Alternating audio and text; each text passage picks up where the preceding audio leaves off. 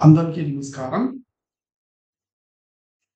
మారిన పరిస్థితులను బట్టి టీచర్స్ ఈ రోజుల్లో కేవలం పాఠాలు చెప్పే వరకు మాత్రమే ఉన్నారు. అంటే వాళ్ళకిచ్చినటువంటి లిమిటెడ్ రోజు రోజుకి టీచర్స్ యొక్క రోల్ గాని, పవర్ గాని తగ్గిపోతా ఉంది. లిమిటెడ్‌గా ఉంది. ఆ లిమిటెడ్ పవర్‌లోనే వాళ్ళు పాఠాలు చెప్పడానికి ట్రై చేస్తారు. ఎక్కువగా ఈ ఎస్పెషల్లీ మోరల్ వాల్యూస్ అనేటువంటివి చెప్పేటువంటి అవకాశం తక్కువగా ఉంటుంది ఈ రోజుల్లో. సో, ఈ మోరల్ వాల్యూస్ అంతా గూడా ఎక్కువగా పేరెంట్స్ రెస్పాన్సిబిలిటీ, అకౌంటబిలిటీ ఆహ్, సమాజంలో ఎట్లా నడుచుకోవాలి, మోరల్ వాల్యూస్ ఇన్కల్కేట్ చేయడము, సోషల్ వాల్యూస్ ఇన్కల్కేట్ చేయడము. ఇవన్నీ గూడా టెక్స్ట్ బుక్‌లో ఉంటాయి. టెక్స్ట్ బుక్‌లో ఉన్నవి విద్యార్థికి విద్యార్థి మెదడులో చొప్పించడానికి ఈ మారిన పరిస్థితులను బట్టి కంప్లీట్‌గా మెకానికల్ అయిపోయింది. కేవలం మార్క్స్ వరకు మాత్రమే అందరూ చూస్తున్నారు. ఆ మార్క్స్‌లో కూడా కేవలం కొన్ని సబ్జెక్ట్‌లోనే మార్క్స్ చూస్తున్నారు. ఎగ్జాంపుల్ ఇంగ్లీషు, మ్యాథ్సు, సైన్సు, తర్వాత తెలుగు, హిందీ, సోషల్ స్టడీస్ అసలు వీటి గురించి పేరెంట్స్ పట్టించుకోవడం లేదు. స్కూల్ మేనేజ్‌మెంట్‌లు పట్టించుకోవడం లేదు. స్కూళ్ళలో ఉన్న టీచర్స్ ఏమన్నా చెప్పినా గూడా వారిని పట్టించుకోవడం లేదు. ఎక్కువగా మ్యాథ్స్‌కు 2 పీరియడ్‌లు కేటాయించడము. సిలబస్ అయిపోయినప్పుడు ఈ తెలుగు గాని, హిందీ సబ్జెక్ట్స్ ఈ మ్యాథ్స్ వాళ్ళకి గాని, ఇంగ్లీష్ వాళ్ళకి గాని కేటాయించడం ఇవన్నీ జరుగుతున్నాయి. ఇదంతా గూడా మనకు తెలుగు రాష్ట్రాల్లో జరుగుతున్నటువంటి పరిస్థితి. ప్రస్తుతానికి మనం ఎక్కడి దాకా వచ్చాము దాదాపుగా అంటే బోర్డ్ ఎగ్జామ్‌లో తెలుగు క్వెషన్ పేపర్‌ని కూడా లీక్ చేసేటువంటి స్థాయి దాకొచ్చాం. తెలుగు రాష్ట్రాల్లో ఉన్నటువంటి మనము తెలుగుని ప్రోత్సహించాల్సింది పోయి, కేవలం ఆ తెలుగు ఎగ్జామ్ రాయడానికి గూడా పిల్లల్ని సమాయత్తపరచలేకపోతున్నామంటే, మనం ఎంతటి దౌర్భాగ్య పరిస్థితిలో ఉన్నామో అర్థం చేసుకోవచ్చు. మరి ఈ భాషలతోటి బెనిఫిట్ ఏంది? భాషలు బోధించడం వల్ల బెనిఫిట్ ఏంటంటే, ఈ భాషలను క్లియర్‌గా బోధించడం వల్ల పిల్లల్లో కొంతవరకి మోరల్ వాల్యూస్ పెరుగుతాయి. నాకిప్పటికీ గుర్తు నాకు పీహెచ్‌డీ గైడ్ చేసినటువంటి మా గురువుగారు ప్రొఫెసర్ నాగరాజు గుండెమేడ గారు ఇప్పటికీ గూడా ఆయన చిన్నప్పుడు నేర్చుకున్నటువంటి ఆ సార్ చిన్నప్పుడు నేర్చుకున్నటువంటి పద్యాలు ఇప్పటికీ కంఠత బై హార్ట్ చేస్తా ఉంటాడు. దాని మీనింగ్ చెప్తాడు. మొన్న ఆ మధ్య కాన్ఫరెన్స్‌కి ఆహ్, స్ కాశీకొచ్చినప్పుడు ఆయన ఎయిత్ క్లాస్‌లోనో ఏమో చదువుకున్నటువంటి అంటే కాశీ పట్టణ విశిష్టత గురించి చెప్పాడు. హరిశ్చంద్ర ఘాట్ గురించి అవన్నీ తిరిగి చూసినప్పుడు ఆయనకు అప్పటి ఆ రోజులు గుర్తొచ్చినాయట. 30 సంవత్సరాల కింది 35 సంవత్సరాల కింది విషయాలు గుర్తొచ్చాయని. సో, అంత పవర్‌ఫుల్‌గా అప్పుడు టీచర్స్ చెప్పేవాళ్ళు. పిల్లలు వినేవాళ్ళు. ఇప్పుడు పరిస్థితి ఏమైపోయిందంటే కంప్లీట్‌గా ఈ ఆహ్, కాంపిటీటివ్ వరల్డ్ అని జెప్పేసి ఈ కంప్లీట్‌గా ఈ సబ్జెక్ట్స్‌ని మోరల్ వాల్యూస్ ఇన్కల్కేట్ చేసేటువంటి అంటే పర్సనాలిటీ డెవలప్‌మెంట్ గాని, క్యారెక్టర్ బిల్డింగ్ గాని, ఇటువంటి సత్ప్రవర్తనను పెంపొందించేటువంటి విలువలను పిల్లల్లో పెంపొందించడానికి నేర్పించేటువంటి సబ్జెక్ట్స్‌కి ప్రయారిటీ తక్కువైపోయింది. ఇంకా ముఖ్యంగా కొన్ని కొన్ని ప్రైవేట్ స్కూళ్ళల్లో ఒక కామన్ ట్రెండ్ ఉంది. ఏంటంటే అది ఈ తెలుగు గాని, హిందీ గాని బోధించి సోషల్ స్టడీస్ గాని బోధించేటువంటి వాళ్ళకి తక్కువ డబ్బులు పే చేస్తారు. నిజానికి గవర్నమెంట్‌లో గాని ఎక్కడ కేవీ గావచ్చు, స్టేట్ గవర్నమెంట్‌లో గాని టీచర్‌లకి సబ్జెక్ట్‌ని బట్టి డబ్బులు బోధించడం అనేది లేదు. ఒకప్పుడు లాంగ్వేజ్ పండిట్స్‌కి ఆహ్, హెచ్ఎంగా ప్రమోషన్ లేకుండేది. సో, అది గూడా గవర్నమెంట్‌కి లేదు. ఎందుకంటే ఆ బ్యారియర్ ఎందుకు? వాళ్ళకి వాళ్ళకి అందరూ టీచర్ సమానమే గదా! వా వేరే సబ్జెక్ట్స్ వారికి ప్రమోషన్స్‌గా లేదంటే ప్రిన్సిపాల్‌గా, హెచ్ఎంగా పనిజేయడానికి ఉండేటువంటి అర్హతలేంటి? మాకు ఇవ్వకపోవడం ఏంటని చెప్పేసి టీచర్ యూనియన్ వాళ్ళు రిప్రజెంట్ చేస్తే గవర్నమెంట్ యాక్సెప్ట్ జేసేసింది. అంటే అది అది స అందరు అన్ని సబ్జెక్ట్‌లని సమానంగా చూడమన్నమాట. కానీ ప్రైవేట్ స్కూళ్ళల్లో, ప్రైవేట్ కాలేజీల్లో ఇటువంటి సబ్జెక్ట్స్ కంప్లీట్‌గా అయిపోయింది. అంటే కంప్లీట్‌గా నెగ్లిజెన్స్ అయిపోయింది. వాళ్ళకి పేరుకే పెడుతున్నారు. పేరుకే నామమాత్రంగా సాలరీ ఇస్తున్నారు. ఎక్కడైనా సరే అంటే హైరార్కీ ఆఫ్ డిసిప్లిన్ అనేది ఒకటి ఏర్పడ్డది. అంటే మార్కెట్‌లో ఏ సబ్జెక్ట్‌కి ఎక్కువగా జాబ్ అపార్చునిటీస్ ఉంటాయో అటువంటి సబ్జెక్ట్స్‌కి వీళ్ళు డబ్బులు ఎక్కువగా ఇవ్వడం జరుగుతుంది. అంటే ఆ మార్కెట్ రిలేటెడ్ ట్రెండ్ కంప్లీట్ ఇప్పుడు స్కూల్ లెవెల్ దాకొచ్చేసింది.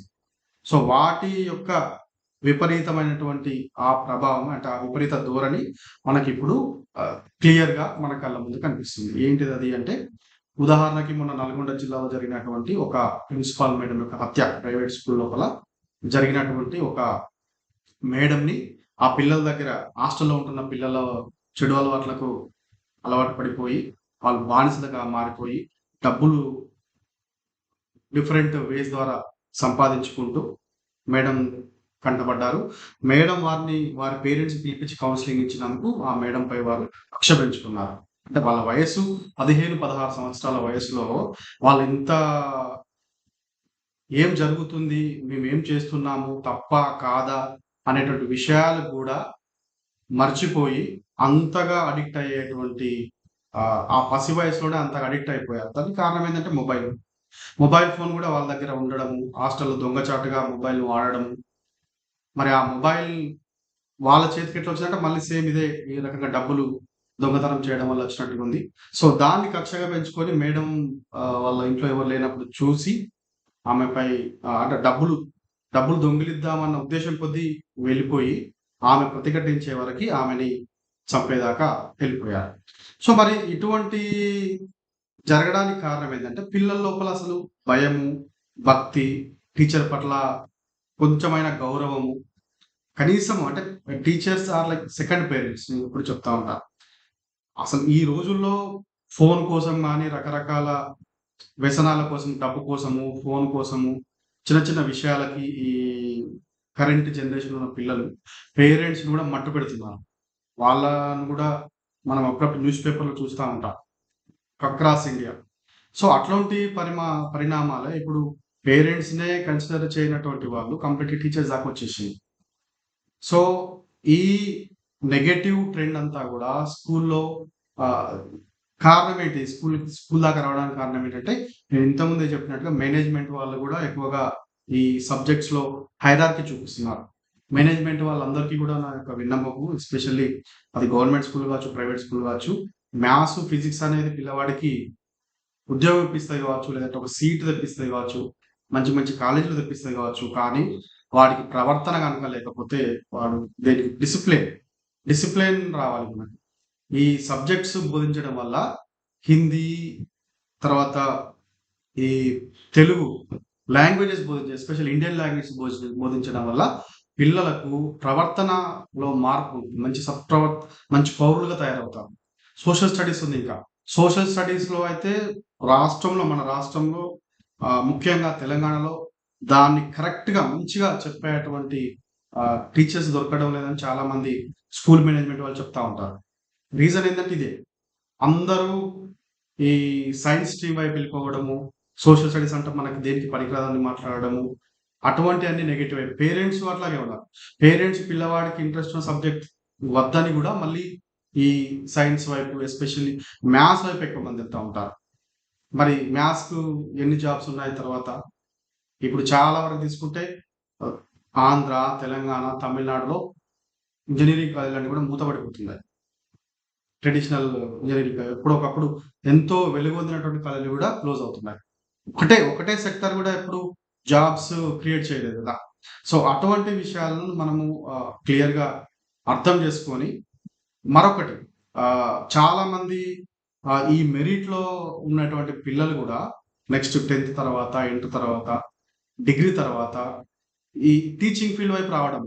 అట్లా, అట్లా మెరిటోరియస్ క్యాండిడేట్స్ అంతా గూడా ఈ టీచింగ్ ఫీల్డ్ వైపు రాకపోవడం వల్ల ఏమవుతుంది? మనకు ఉన్నటువంటి లిమిటెడ్ సీట్స్ బాగానే ఉన్నాయి గానీ, టీచర్ అవుదాం అనుకునే వాళ్ళు మెరిట్ లేకపోవడం వల్ల, ఉన్న వాళ్ళలో కొంతమందొచ్చి స్కూల్‌లో చెప్పడం వల్ల ఇటువంటి రకరకాల పరిస్థితులవుతున్నాయి. మళ్ళీ ఇప్పుడు మీరు వేరే ఆక్యుపేషన్ తీసుకొని వేరే ప్రొఫెషన్ వైపు వెళ్ళిపోయి, మీ పిల్లలకు చదువు చెప్పేవాళ్ళు గూడా కొంతవరకి చదువొచ్చి ఉండాలి గదా! మరి. అంటే మెరిటోరియస్ క్యాండిడేట్స్ అయ్యి ఉండాలి గదా! అందరూ ఒకటే మార్గం వైపు వెళ్ళిపోతారు. రేపు టీచింగ్ చేసేటువంటి వాళ్ళెవరు? మళ్ళీ ఆ టీచింగ్ చేసేటువంటి వాళ్ళను మా పిల్లలకి సరిగ్గా చెప్పట్లేదని చెప్పి రకరకాలుగా ట్రోలింగ్ రావడం మనం చూస్తా ఉంటాం అప్పుడప్పుడు. కోవిడ్-19 టైంలో బాగా ట్రోలింగొచ్చాయి ఆన్‌లైన్ క్లాసెస్ టైంలో.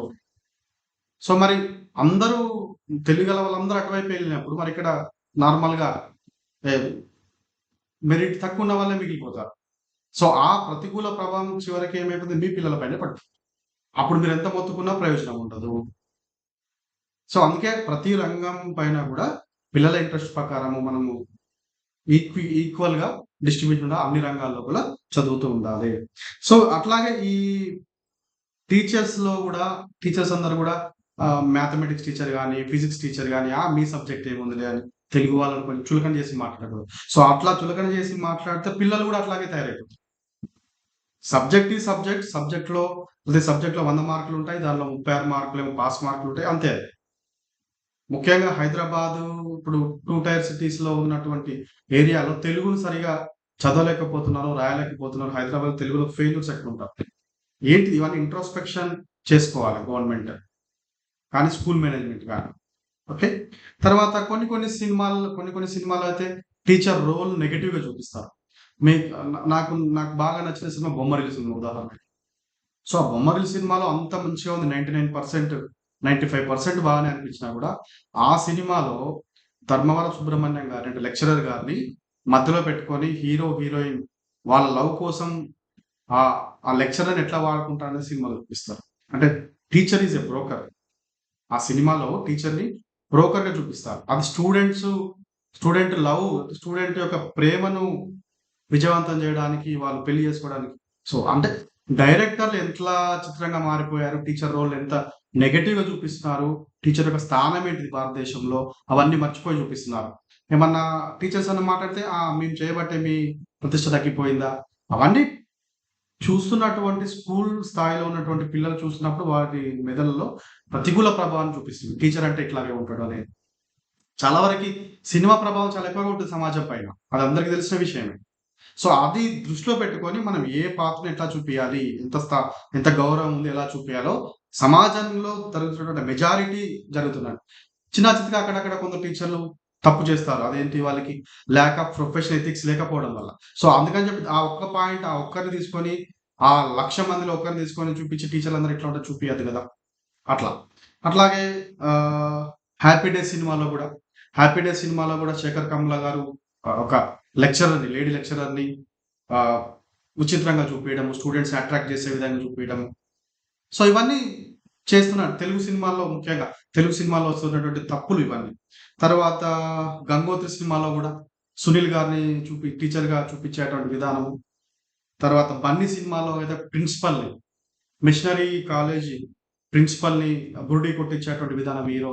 ఇవన్నీ గూడా టీచర్‌కున్నటువంటి స్థానం తగ్గిస్తున్నాయి. డే బై డే తగ్గిస్తున్నాయి. ఇంకా సోషల్ మీడియాలో అయితే విపరీతమైనటువంటి కంటెంట్ ఉంటది. టీచర్‌ని నెగెటివ్‌గా చూపించేటువంటి కంటెంట్. స్టూడెంట్ మధ్య నెగెటివ్ రిలేషన్. అంటే అన్‌హెల్తీ రిలేషన్ చూపించే విధంగా కంటెంట్. సో, ఈ రకంగా ఇప్పుడు పిల్లలకి మొబైల్ ఫోన్ దగ్గరగా ఉంది. ఈ దగ్గరగా ఉండడం వల్ల పిల్లలందరూ గూడా ఈ టీచర్ యొక్క స్థాయి ఏముంది, టీచర్ ఏముందిలే అనేటువంటి పరిస్థితికి వచ్చేసారు. తర్వాత ఇంక కొన్ని సినిమాల్లో అయితే 10థ్ క్లాస్ సినిమా అని అంటే 10థ్ క్లాస్‌లో లవ్ చూపియడము పిల్లల మధ్య. ఇంకోటేదో 'నిర్మల కాన్వెంట్ స్కూల్' అని చెప్పి అంటే క్లియర్‌గా వాళ్ళు 10థ్ క్లాస్‌లో ఉన్నప్పుడే పిల్లలు 10థ్ క్లాస్ 15 ఇయర్స్, 16 ఇయర్స్ ఉన్నప్పుడే అక్కడ లవ్ స్టోరీలు చూపియడము. అందువల్ల ఇక్కడ క్లాస్ లోపల కూడా దాన్ని ఇమిటేట్ చేయడము. తర్వాత అంతకంటే ముందు 'తేజ' గారు తీసినటువంటి సినిమా 'చిత్రం' సినిమాలో కూడా అట్లాగే చూపిచ్చారు. అంటే ఒకవైపు టీచర్‌లు నెగెటివ్‌గా చూపిస్తున్నారు. సమాజం ఖరాబ్ అయిపోయిందని మాట్లాడుతున్నారు. ఇవన్నిటికి కారణం ఏంటిది? మనం అంతా ఒకసారి సమాజంగా, ఒక వ్యవస్థగా, పేరెంట్స్‌గా, టీచర్స్‌గా, స్కూల్ మేనేజ్‌మెంట్‌గా, సినిమాలు ప్రొడ్యూసర్‌గా గావచ్చు, డైరెక్టర్‌గా గావచ్చు, ఒక హీరోగా ఇవన్నీ మనం ఒకసారి ఇంట్రోస్పెక్ట్ చేసుకోవాల్సినటువంటి అవసరం ఉంది. సో, ఎప్పుడైతే ఇటువంటి సినిమాలు రావడం గాని, అసలు తెలుగు, హిందీ లాంటి సబ్జెక్ట్‌లకి ఎటువంటి ప్రయారిటీ లేకపోవడం వల్ల గాని, ఈ స్టూడెంట్స్ లోపల విపరీత మనస్తత్వ ధోరణి మారి, వారు పగలు, ప్రతీకారాలు పెంచుకొని, ఈ టీచర్స్ పైన కక్ష పెంచుకోవడం జరుగుతుంది. టీచర్ చెప్పేటువంటి విషయాలన్నీ గూడా పిల్లల యొక్క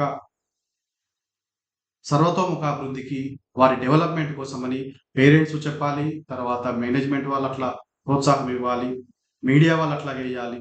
మీడియా వాళ్ళైతే వాళ్ళేమన్నా స్కూల్‌లో జరిగిందంటే ముందు వెనక ఆలోచించకుండా వచ్చేసి వాళ్ళు కంప్లీట్‌గా ఆ టీచర్‌ని ఆహ్, 10, 20 సార్లు చూపిస్తా ఉంటారు. ఆ న్యూస్ ఏస్తా ఉంటారు. కొన్ని కొన్ని జరుగుతున్నాయి. జరగడానికి కారణం ఏంటంటే ఇది lack of professional ethics. Teacher ఎడ్యుకేషన్‌లో సిస్టమ్ కొలాప్స్ ఉంది కాబట్టి ఇట్లా జరుగుతుంది. సో, స్కూల్ మేనేజ్‌మెంట్ వాళ్ళు ఒక టీచర్‌ని సెలెక్ట్ చేసేటప్పుడు డెమో మంచిగా తీసుకొని, వాళ్ళు క్లియర్‌గా పరిశీలించి, వాళ్ళ యొక్క పనితీరుని ఒక సంవత్సరమో, 5, 6 నెలలు పరిశీలించిన తర్వాత they can do permanent probation లాగా పెట్టుకోవాలి. అవి చేస్తున్నాయి ఆల్రెడీ కొన్ని ఇన్‌స్టిట్యూషన్‌లు చేస్తా ఉన్నాయి. వారి ప్రవర్తన సబ్జెక్ట్ కాదిప్పుడు. 80%, 90% గోల్డ్ మెడల్ కాదు ఇప్పుడు ఇంపార్టెంట్. పిల్లలతోటి రిక్రూట్ అయిన టీచర్ గాని, సార్ గాని, లెక్చరర్ గాని ఎట్లా మింగిల్ అవుతున్నాడు? వాళ్ళతోటి ఎంతవరకు డిస్టెన్స్ మెయింటైన్ చేస్తున్నాడు? ప్రొఫెషనల్లీ పిల్లలతోటి నేను ఫ్రీగా మూవ్ అవుతున్నంత మాత్రాన వారితోటి అన్ని షేర్ చేస్తున్నట్టు కాదు. హెల్తీ రిలేషన్‌షిప్ ఉండాలి. ఫ్రీగా ఉండాలి. At the same time healthy relationship ఉండాలి. సో, అటువంటి ఆ జ్ఞానము టీచర్‌కి ఉందా లేదా? కొన్ని కొన్ని సార్ల టీనేజ్‌లో ఉన్నటువంటి పిల్లలుంటారు ఈ స్కూల్ లెవెల్‌లో. వాళ్ళందరూ గూడా టీచర్ పైన ఈ మీడియా ఎఫెక్ట్ చేయడం వల్ల వాళ్ళలో రకరకాల ఆలోచనలు. సో, అవన్నీ గూడా అబ్జర్వ్ చేసుకొని, అర్థం చేసుకొని టీచర్ వాళ్ళని ఎట్లా తీర్చిదిద్దుతున్నాడనేది చాలా చాలా ఇంపార్టెంట్ అవుతుంది. సో, అటువంటి టీచరు, అటువంటి ఆహ్, కల్చరు, అటువంటి ఆహ్, వాతావరణం స్కూల్‌లో కల్పించినప్పుడే మనకు ఈ టీచర్‌లపై ఇటువంటి ఘోరమైనటువంటి సంఘటనలు జరగకుండా ఉంటాయి. Thank you so much.